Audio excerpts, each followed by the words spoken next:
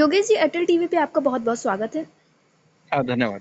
उत्तर प्रदेश राज्य ग्रामीण आजीविका मिशन के कर्मचारी लंबे समय से संघर्ष हैं, लगातार सरकार को अपनी समस्याओं से अवगत कराते चले आ रहे हैं और इस बीच में जो अधिकारी हैं, उन्होंने ये आश्वासन दिया था कि एक बार आचार संहिता खत्म हो जाएगी, उसके बाद इन कर्मचारियों की समस्याओं का हल होगा। तो क्या कुछ अपडेट है यूपीएसआरएन कर्मचारियों के लिए? अभी कोई अपडेट ऑफिशियली उनकी तरफ से नहीं मिला है जी, कि वो क्या कर रहे हैं, जी, लेकिन ये तय था कि जैसे ही संहिता खत्म होगी जी, उसके तुरंत बाद जो हमारी मांगे जो लंबित पड़ी हुई थी जी, उसको गवर्निंग बॉडी से पास करा के जी, उसको क्रियान्वित किया जाएगा। जी, तो उस पे उनकी तरफ से कोई पहल होनी चाहिए थी, हमारे पास कोई इन्फॉर्मेशन आनी चाहिए थी कि ये हो रहा है, जी, लेकिन अभी तक इस पे कोई भी सूचना हमारे पास नहीं है। जी। तो क्या आप लोगों ने कोई रिमाइंडर दिया है अधिकारियों को? आप लोगों की तरफ से दोबारा कोई पत्राचार्य दिया गया है? हाँ, हाँ। जी, आज हमारी तरफ से एक लेटर हमारे मिशन मुख्यालय को, जी, उसकी कॉपी एसीएस साहब के कार्यालय को जी, और एपीसी साहब को भी भेजी गई है। जी। इसके पहले जब आप लोगों को इस बात का आश्वासन मिला था कि आप लोगों की समस्याओं का हल हो जाएगा, तो क्या इसमें जो एचआर पॉलिसी की और मृतक आश्रित वाला जो पैसा था उस वो भी शामिल था? हाँ, उसमें वो भी पॉइंट है, हमारे 5 ही बिंदु हैं मेन जी, और पूर्व से बिल्कुल क्लियर स्पष्ट है वही। सबसे पहला वेतन वृद्धि, जी, दूसरे नंबर पे जो पूर्व में भत्ते रोक दिए गए थे, जी, रोका तो जाना था उनको 1 साल के लिए, जी, लेकिन उन्होंने परमानेंट रोक दिया, जी, उन भत्तों को पुनः चालू करना। जी, तीसरे नंबर पे ट्रांसफर, जी, मतलब इंटर डिस्ट्रिक्ट, जी, अंतर जनपदीय स्थानांतरण, जी, जो कि रोक लगा दी गई थी, जी, उसको पूर्व एक बार चालू करना ताकि लोग जो दूर 700-800 किलोमीटर दूर फंस गए हैं वो अपने घर के आसपास पहुंच सके। जी, और चौथा ये था कि जो मेडिकल और जो आम बीमा है, जी, जिसमें दुर्घटना और सामान्य जीवन बीमा दोनों होंगे, जी, वो बीमा अभी तक इफेक्टेड नहीं हुए हैं, उस बीमा को लागू करना। जी, और ये जो जो लोग इस दौरान 10 साल से जो इन्होंने बीमा इम्प्लीमेंट नहीं किया जी, और कुछ लोगों को उस बीमा के ना होने की वजह से जो जी, मृत्यु हुई, उनके परिवार को उसकी मृत्यु के लिए जो एक कंपनसेशन मिलनी चाहिए थी, जी, जो इंश्योरेंस का पैसा मिलना चाहिए था, क्योंकि वो जी, पैसा बचाया किसने, मिशन ने, जी, प्रीमियम का।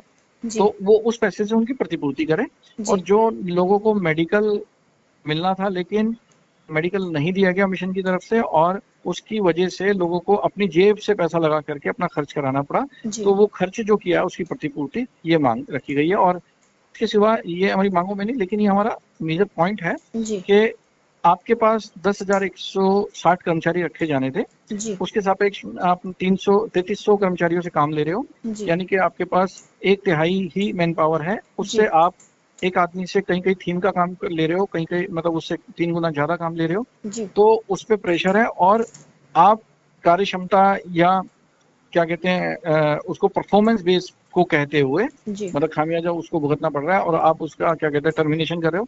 यदि इस जी, तरह का टर्मिनेशन है तो वो कर्मचारी की गलती की वजह से नहीं है, वो इस वजह से है कि मिशन कम लोगों से ज्यादा लोगों को काम ले रहा है और पैसे बचा रहा है, जी, तो उसका खामियाजा कर्मी क्यों भुगते। तो अगर इस प्रकार से किसी को निकाला गया तो उनकी वापसी हो, जिसमें एक मृगांक शेखर नाम से एक डीएमएम का टर्मिनेशन हुआ था, पर जी, उसको दिखाते हुए कि उसको दिखाते हुए तो उसको वापस लिया जाए और साथ में जो भी लोगों को आपने बिना कोई बहुत बड़े मामले जैसे कि किसी ने गबन किया हो जी, या किसी की कुछ इस तरह की कोई बड़े मुद्दे हों और जी, उन पे जो आपने एलिगेशन लगाए हैं वो प्रूफ हो गए हो, तो उनको छोड़ करके बाकी जितने भी हैं जी, उनको वापसी लिया जाए, क्योंकि गलती आपकी है। जी, तो यो यही हमारी पूर्व वाली मांग है, जी, इसमें कोई भी बदलाव नहीं है। जी, हम्म, योगेश जी, बात ये भी निकल कर सामने आई थी कि कुछ कर्मचारियों का वेतन रोक दिया गया था, इस बात में कितनी सच्चाई है?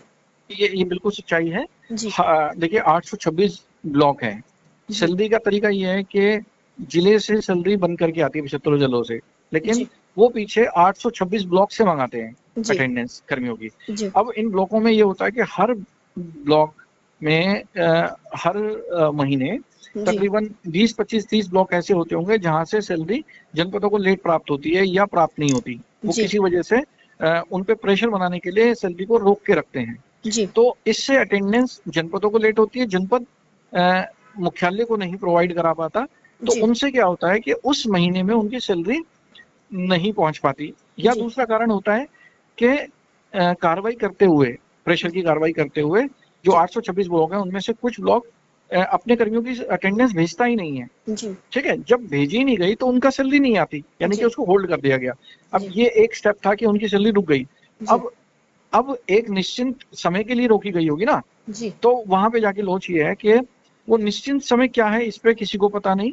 जिन जी। 826 ब्लॉकों में से कुछ ब्लॉकों ने जो सैलरी रोकी है, वो सैलरी वापसी कराने के लिए या तो पत्राचार नहीं करते या उनकी जिम्मेवारी तय नहीं है। जी। तो वो या फिर चलिए वो पत्राचार करते हैं तो जी। मिशन या जो थर्ड पार्टी को बीच में सैलरी के लिए रखा है वो जी। उस पर फॉलो अप नहीं करती या मिशन उसको पैसे नहीं देता। तो जी। एक बार किसी कर्मी की किसी वजह से सैलरी रोक दी जाती है तो उसको जी। फिर वो सैलरी नहीं मिल पा रही है। अभी तक का रिकॉर्ड हो रहा है कि बहुत या तो बहुत कम मिल पाई है, 10% 20% ही मिल पाई है, मतलब जी। 10% 20% केसों में मिल पाई है कि जी। अगले महीने तक मिल गई। लेकिन अगर 1-1.5 महीने से ज्यादा पुराना केस है तो वो सैलरी जी। फिर होल्ड है। तो जी। ऐसे बहुत सारे केस हैं। ये मान लीजिए कि ऐसा कोई महीना नहीं होगा जिसमें कुछ कर्मियों की सैलरी रोकने की वजह से होल्ड ना पड़ी हो। और जी। उसको निकालने के लिए जो कार्रवाई की जाती है मिशन द्वारा वो नाकाफी है। संगठन इस पे हर बार बात आवाज उठा रहा है और जी। मिशन थोड़ा बहुत कार्रवाई करने की, लेकिन उनकी जो कार्रवाई है वो नाकाफी है और इससे मतलब समाधान नहीं हो पा रहा है। पिछले 1.5 साल से मिशन मुख्यालय स्तर पे हम बातचीत कर रहे हैं, हर लेटर में इसका जिक्र कर रहे हैं,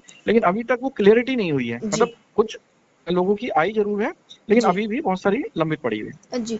योगेश जी, जो कर्मचारियों और सरकार के बीच में काम करता है वो मिशन मुख्यालय होता है। तो सरकार तो वहाँ से सारी सुविधा दे रही है लेकिन यहाँ तक कर्मचारियों को मिल नहीं पा रही है। तो आपको क्या लगता है, क्या ये अधिकारियों की हीला-हवाली की वजह से ये सारी चीज़ें हो रही हैं?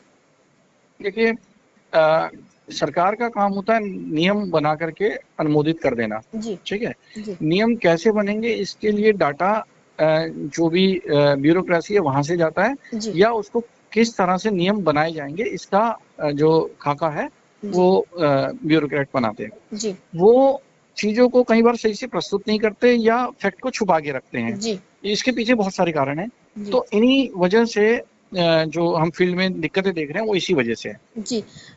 तो अब आप लोगों की आगे की रणनीति क्या होगी? क्योंकि आप लोगों ने रिमाइंडर भी दे दिया है, अगर इसके बाद भी मिशन मुख्यालय से कोई जवाब नहीं आता तो इसके बाद आप लोगों की आगे की रणनीति क्या होगी?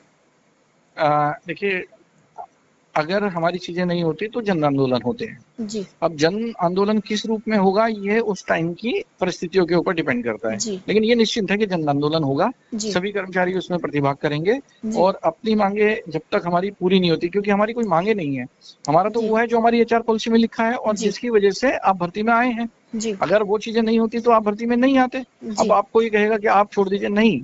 आज तो लाइबिलिटी है ना जी। उनकी, उनके ऊपर हमारे मतलब हमारी ऊपर उनकी लाइबिलिटी है। जी। तो जब तक वो चीजें हमारी नहीं मिलती हैं तो हम उनके लेनदार हैं। जी। ठीक है, तो उसको हमें प्राप्त करना है। अब कानूनी लड़ाई भी है, हमारे जो जन आंदोलन है वो भी है, तो वो जी। देखते हैं कि वो समय समय पे क्या क्या चीजें करेंगे। तो जी। उसको अभी कहना ठीक नहीं। ये अभी आज हमने लेटर भेजा है, मुझे जी। लगता है 2-4 दिन में इसका होगा। अन्यथा हमारे पास बातें कहने के और अन्य माध्यम भी, आप भी उसी में से एक हो। जी। मीडिया भी एक बहुत बड़ी महत्वपूर्ण भूमिका अदा करता है जी। और सोशल मीडिया भी करता है। तो हम जो रिलेवेंट पार्टीज हैं, जी। जो सक्षम स्तर है वहां तक अपनी बात रखेंगे। और अगर चीजें नहीं होती तो जनता के बीच में भी जाएंगे, लोगों के जी। बीच में भी जाएंगे, सबको पता लगे कि सिस्टम में क्या गड़बड़ है। जी। और जो हम अपने बॉडी की बात करते हैं, यूपीएसएल जी। में क्या दिक्कतें आ रही हैं। जी। और क्योंकि अगर हम नहीं होते हैं, जी। कोई और ही इस जगह पे होता है, यानी कि आप कल को किसी और भी को भी रखोगे, जी। दूसरे एम्प्लॉय भी आएंगे, तो उनको भी आप कोई ना कोई वादा करके लेके आएंगे, जी। उनको भी कोई ना कोई डिमांड आप पूरी करेंगे। अगर जी। आप नहीं करते तो वो भी इसी तरह का आंदोलन करेंगे जी। और उनको भी कुछ ना कुछ देंगे। इंक्रीमेंट होने पर अगर आपने उनको महंगाई मतलब हर साल इंक्रीमेंट की बात लिखी है तो देना पड़ेगा, जी। नहीं देंगे तो फिर यही स्थिति होगी। तो जब स्थिति वही होनी है तो आप अपनी चीजों से क्यों हट रहे हैं। और इस पे तो एक क्रिमिनल लाइबिलिटी भी है और जी। सिविल लाइबिलिटीज भी है, तो हम उन स्तर पर भी आगे कार्रवाई करेंगे। जी। योगेश जी, अटल टीवी से जुड़ने के लिए बहुत बहुत धन्यवाद। चलिए, बहुत बहुत धन्यवाद।